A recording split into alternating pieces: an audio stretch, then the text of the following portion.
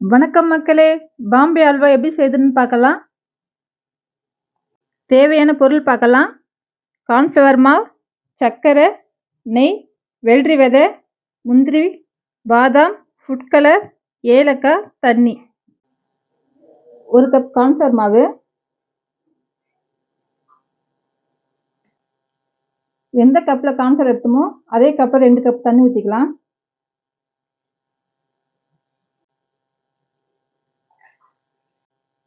நல்லா மிக்ஸ் பண்ணிக்கலாம்.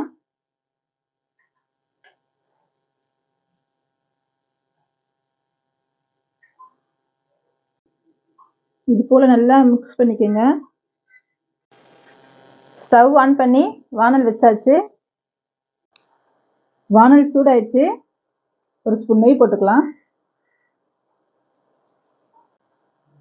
பாதாம், முந்திரி பொடிசா கட் பண்ணி வச்சிருக்கேன்.